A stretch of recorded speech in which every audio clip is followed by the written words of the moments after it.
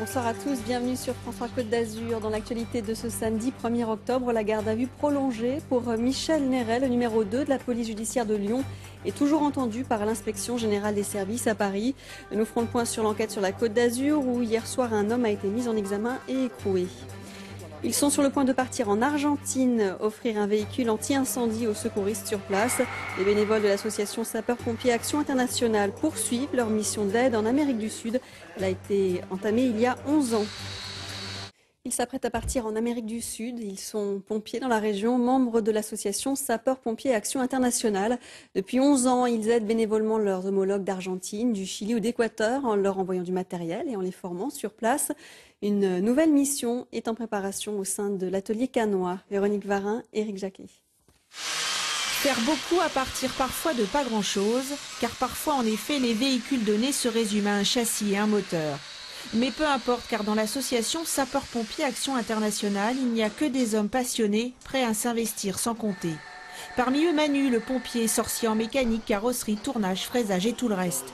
Résultat, qu'il s'agisse de camions-citernes, feux de forêt ou d'ambulances, les 27 engins offerts à des pompiers d'Amérique latine depuis 11 ans sont irréprochables et garantis.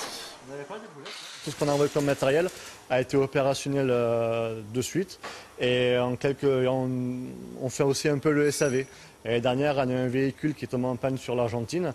On s'est débrouillé en France à trouver des pièces du véhicule, les envoyer, à envoyer un mécano qui a réparé le véhicule sur place. Des véhicules, mais aussi de l'équipement de désincarcération, des motopompes ou encore des cordes, des tenues.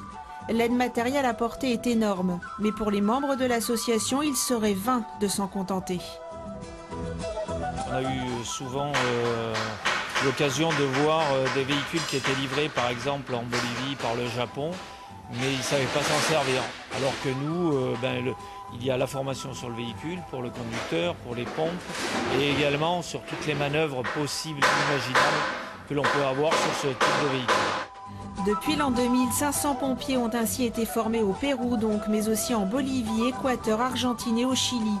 Avec toujours pour les équipes françaises, le souci d'être à l'écoute.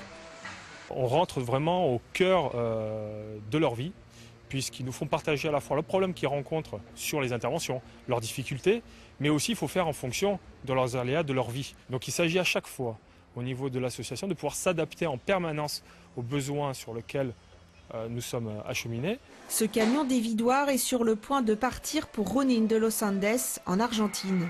Ce sera la 4e mission dans cette ville, car la force de cette association est de toujours poursuivre le travail commencé.